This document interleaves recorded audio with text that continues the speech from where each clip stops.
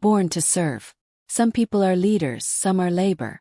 That was the caption my father put on the live stream of me scraping burnt grease off a grill in 90-degree heat. It was the 4th of July at our family's lake house, and while 30 guests were drinking beer on the boat, I was sweating over hot coals, serving them like I was getting paid for it. I didn't even see the video until later that night. But the breaking point wasn't the heat, and it wasn't the humiliation. Came the next morning at 8 a.m. sharp. My sister Arabella texted me, "Hey, transfer $4,000 to the joint account. VIP festival passes are selling out in an hour." She didn't ask. She demanded. Like I was an ATM with a pulse. I stared at the screen, feeling the heat from yesterday's grill still burning under my skin. I didn't scream. I didn't throw my phone. I just walked out the door. Drop a comment and let me know where you're listening from and what time it is for you right now. I'd love to know who's part of our community. The silence inside my car was the loudest thing I'd heard in years. Behind me, the lake house was waking up to chaos. The breakfast buffet wasn't set. The coffee wasn't brewed. The trash from the party was still overflowing in the bins because the person who handled it, me, was currently doing 70 on the highway. I didn't look back. My hands were steady on the wheel, but my mind was racing through a checklist. Bank, phone provider, insurance. Every tether that bound me to them was about to be cut. I pulled into the parking lot of my bank just as they were opening. I walked up to the teller, a nice woman named Sarah who had helped me set up that joint account 6 years ago. "I need to dissolve the joint access," I told her. "And I need to transfer everything from my personal savings into a new, secure account. Today." Sarah looked at me, really looked at me, and she must have seen something in my eyes because she didn't ask questions. She just started typing. While she worked, I pulled out my phone. Arabella had texted 3 more times. "Elena. Hello. The tickets are going to be gone." Then a missed call from my father. Then a text from my brother Jackson.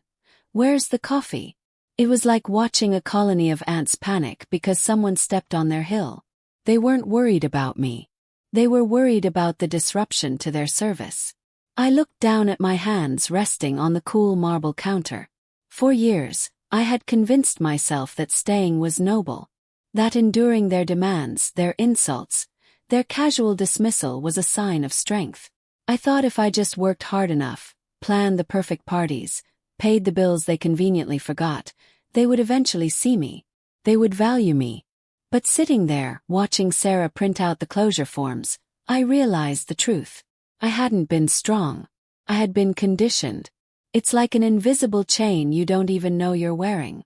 You grow up being told that your value is entirely dependent on what you can do for others. You learn to shrink, to accommodate, to anticipate needs before they are even spoken. You become a master of logistics because if you can control the environment, maybe you can control the hurt.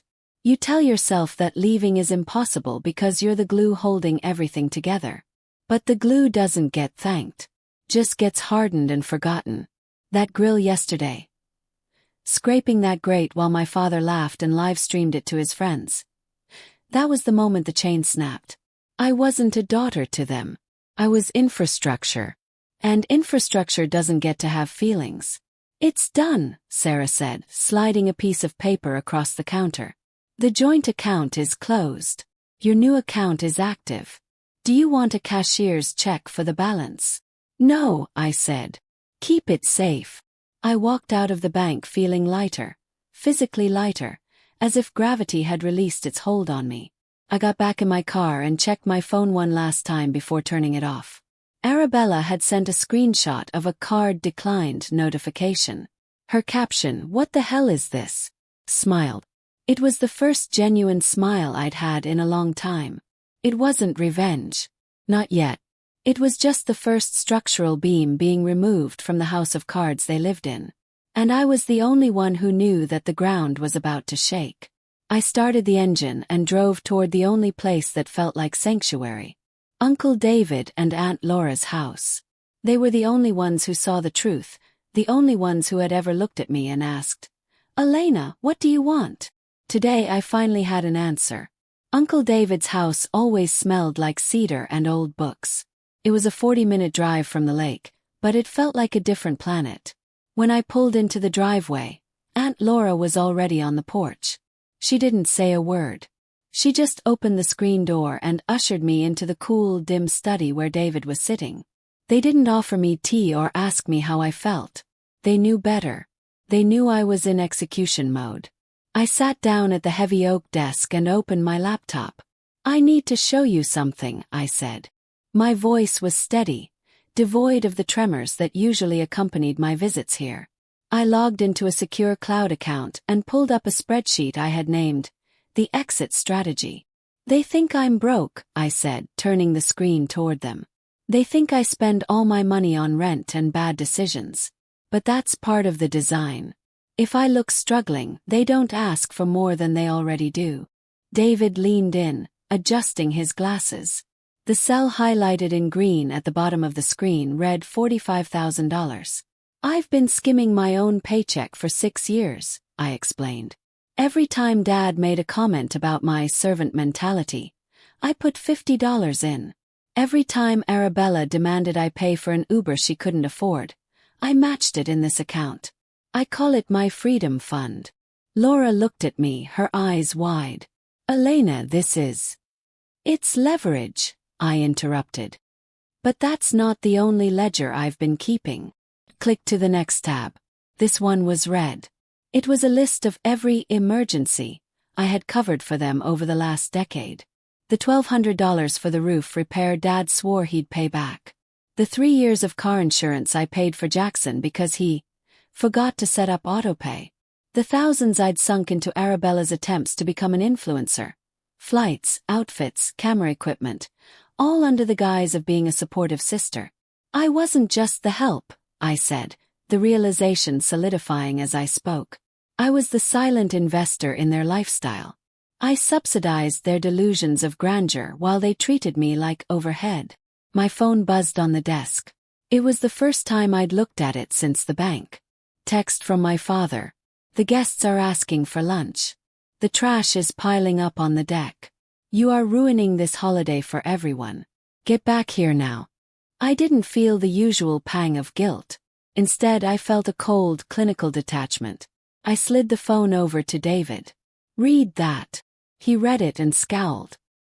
"He's not worried about you. He's worried about the optics." "Exactly," I said. "And that's why they hate me right now. Not because I left, but because I stopped playing my role." I looked at Aunt Laura. "I figured it out on the drive over. It's the scapegoat mechanism. In sociology, they talk about how dysfunctional groups need a designated failure to maintain their equilibrium. They need me to be the servant and the disappointment, because it's the only way they can maintain their own self-image." I stood up and walked to the window. "Think about it. If I'm the loser, then Dad gets to feel like the successful patriarch, even though he's drowning in debt. If I'm the invisible labor, Arabella gets to be the star without ever lifting a finger. I am the container for all their incompetence. As long as they can point at me and say, 'Look at Elena, she's a mess,' they don't have to look in the mirror." But the moment I walked away, the mirror is the only thing left. My phone pinged again. A notification from Instagram. Arabella had posted a selfie, tears perfectly staged on her cheeks. The caption read, "My own sister stole my festival money and abandoned us on the 4th of July. Heartbroken." "She's doubling down," Laura whispered, looking at the screen over my shoulder. "Of course she is," I said, closing the laptop. "Because if she admits I didn't steal it, that I just stopped letting her steal from me, she has to admit she's a 24-year-old woman who can't afford her own life." "So what's the next move?" David asked. He wasn't treating me like his niece anymore. He was treating me like a client in a crisis management meeting. "We go deeper," I said. "I cut the financial cord today, but my name is still entangled in that house. The utilities, the Wi-Fi, maybe even some old co-signed agreements I forgot about. I need to see exactly how deep the rot goes." David nodded and opened his desk drawer. "I have a friend who runs credit audits. We can pull a full forensic report on your identity. If your name is attached to anything we don't know about, we'll find it." Do it, I said. I want to know everything. The room was quiet, save for the hum of David's computer tower and the rhythmic clicking of his mouse. We had shifted gears. This was no longer a family therapy session. It was a forensic audit. David, a retired accountant, approached the task with the same grim precision he'd used to audit failing companies. We weren't looking for apologies. We were looking for liabilities. Okay, David said, adjusting his glasses. I've accessed the 3 major bureaus. We're going to go line by line. Anything you don't recognize, you tell me immediately. I pulled my chair closer. The screen was a dense wall of numbers and dates. My life reduced to a credit score and a list of obligations. We scrolled past the student loans I'd paid off early, past the car lease I handled myself, past the credit card I used for groceries. Stop, I said. David froze the screen. There, buried under a list of closed accounts, was a line item I didn't recognize. Lakeside Regional Lending. Status. Open. Balance. $11,400. I don't have a loan with Lakeside, I said, my voice sounding strange in the quiet room. I've never even been inside that bank. David clicked on the details. The origination date was 3 years ago. May 12th. The loan type was listed as small business/property improvement. May 12th, I whispered. I closed my eyes, forcing my memory to rewind. 3 years ago. That was the spring Dad bought the boat. The pontoon, he insisted, was a necessary investment for the family image. He had paraded it around the marina like a trophy, telling everyone he'd had a great quarter with his consulting business. But I knew his business had been bleeding cash for a decade. Click the document view, I told David. I want to see the application. PDF loaded slowly. When it finally popped onto the screen, the air left the room. There at the bottom of the page was a signature. Lena Vance. It was loopy, hesitant, nothing like my sharp, efficient scrawl. And below it, listed as collateral, 2018 Honda Civic. My car. He hadn't just borrowed money. He had leveraged my only asset to buy a toy he couldn't afford, forging my name to do it. He forged it, I said. The anger wasn't hot anymore. It was absolute zero.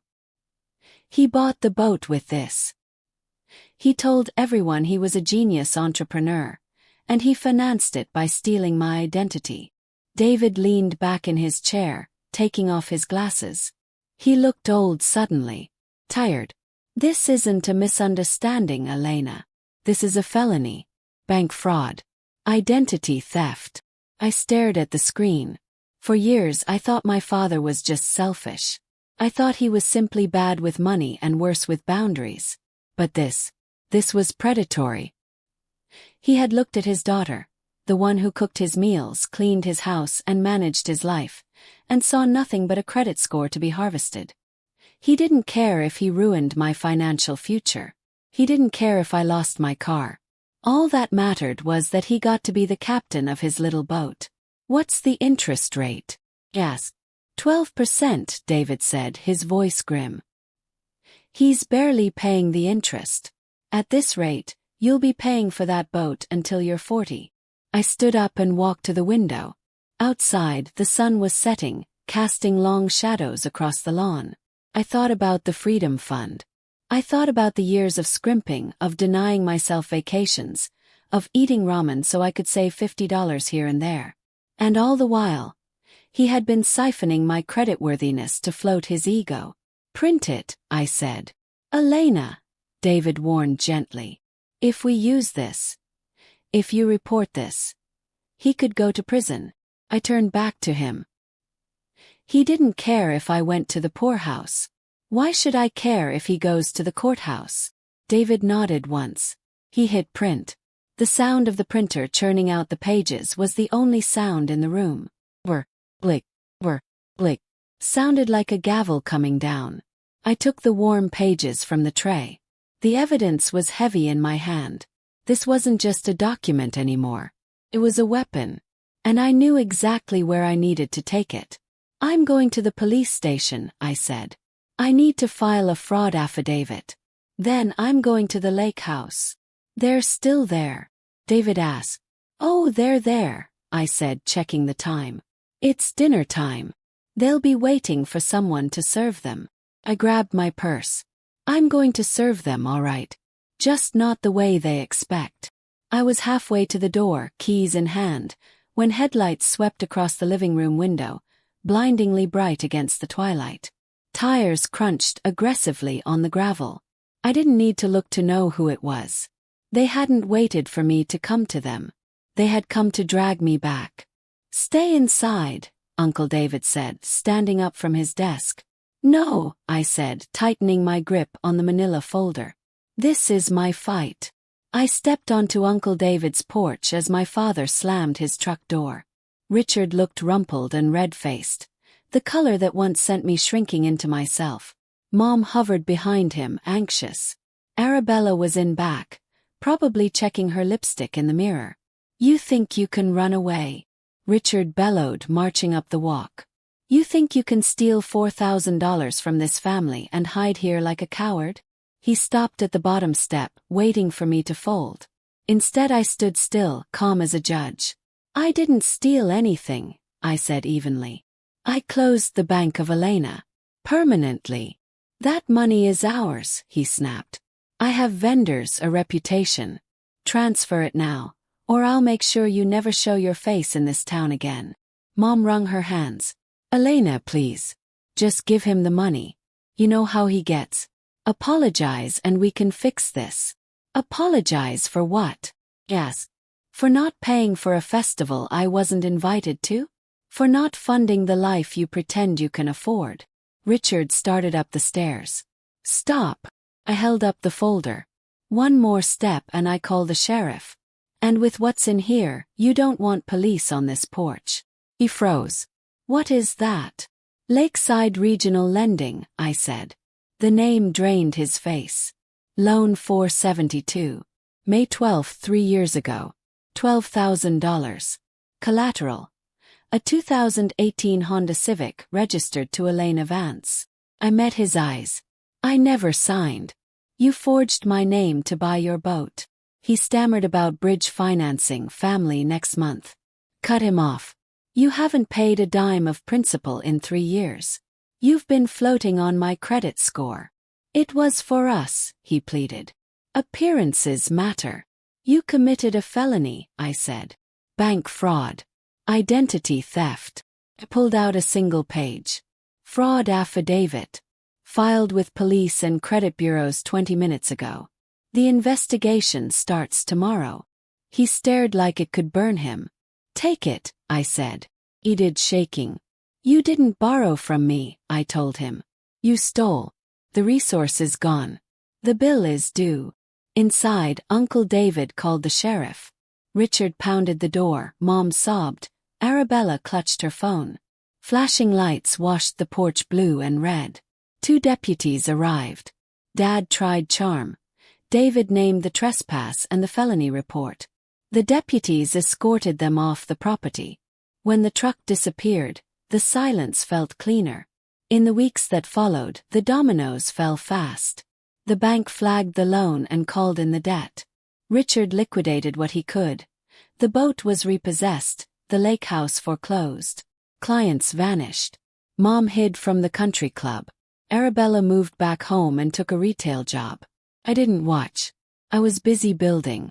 I used the Freedom Fund to move to a city loft and enroll in project management certification, turning survival skills into a career. 6 months later, I sat on my balcony as my salary hit my account. More in a month than I once saw in a year. The chain I'd carried for years was gone. I wasn't angry anymore. I wasn't sad. I was free. That's the real justice. I didn't need them to lose for me to win. I just stopped watering their weeds and used the water to grow my own life. If you've had to build peace from someone else's ruins, know this: you're not a servant. You're the architect.